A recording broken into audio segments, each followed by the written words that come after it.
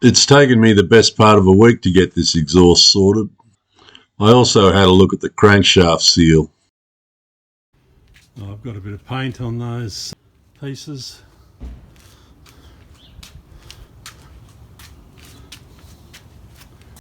Hopefully they dry in the next couple of hours in the sun here. I think that's going to look the business. Got some more bits out here with these chrome pieces, only had a bit of rust on the inside of them. Not a lot. That one there's the worst. Got a bit of acid on there at the moment. But the other side of those is pretty bloody good. That one is the outside cover is near perfect. And that's the inside cover, which you don't see, but it's pretty good.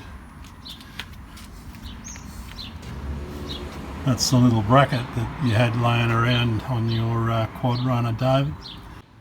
That's the heat guard off the front, which didn't even have a lot of crap inside it. I'm starting to get these cleaned up exhaust parts back in place. First thing you got to do is put that rear guard on.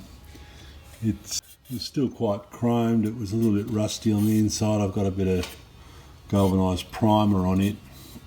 This little bracket helps support the front part of the guard.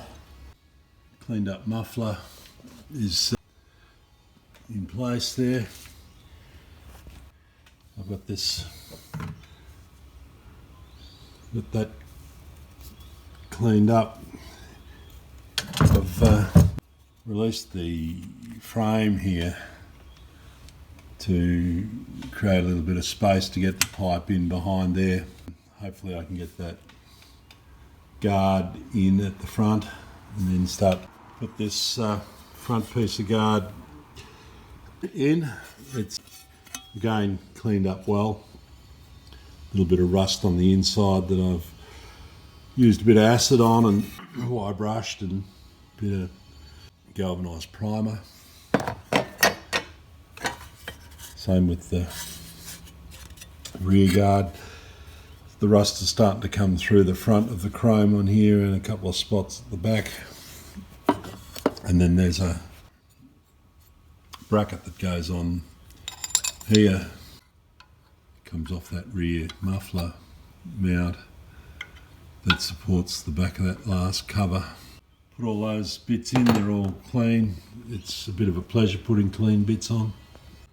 Well, it's looking pretty good. There's a little bit of rust showing there and around there, and there's marks up here, but I think I'll be leaving them. I might see if I can find some silver paint if I can still see that. Those guards have gone in nice. Front guard has gone on. These bolts are back in. The stay's back in. The engine mount's back in.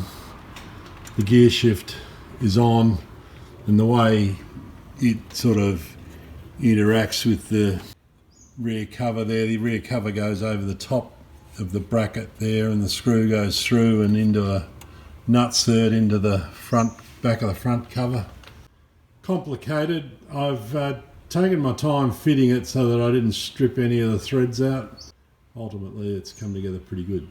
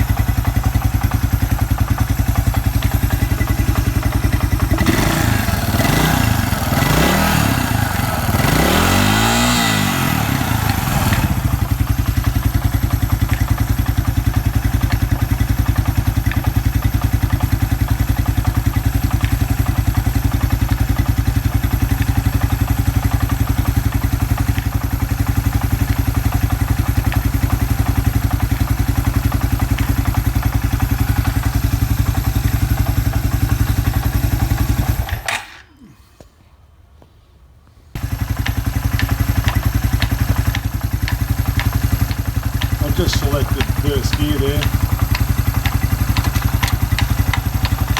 That's second gear. Third gear.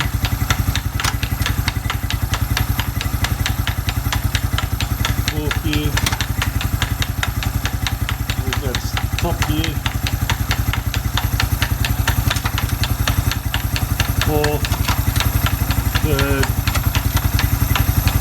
Second. First. And neutral. The light comes on for neutral. And that back axle is not actually being driven, it's just rolling around. So it's going through its cogs nice. It's in neutral at the moment.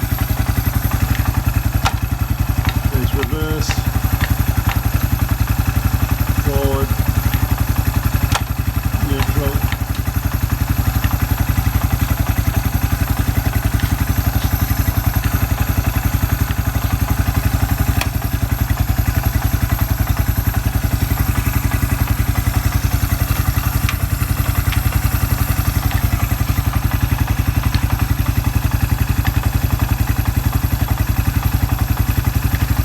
Low range. It's still just rocking over slowly in low range.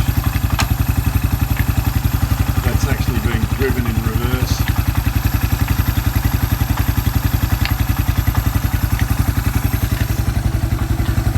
Reverse lights on at the top there. Back to neutral.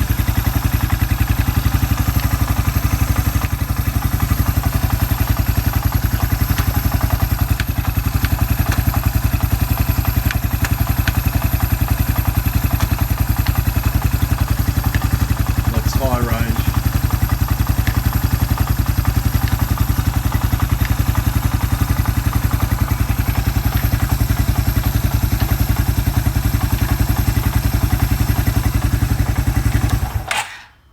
Transmission's running through all its cogs properly. Exhaust, I think it sounds alright. Well, it sounds like it's gonna sound because it's back to spec. Don't know whether that sounds any different to when it was wholly. I just remembered or thought about the crankshaft seal in this engine was a reused one from the 88 engine. You'll see that in an earlier video. And I thought, oh, well, it hasn't leaked yet. But then I wiped my finger around the inside of this and found that there was something there that was smudging, which obviously is oil. And so I've just released the nut and washer off the end of the crankshaft there and slid this recoil starter cup off the shaft, and it's starting to throw oil out, which is not too surprising.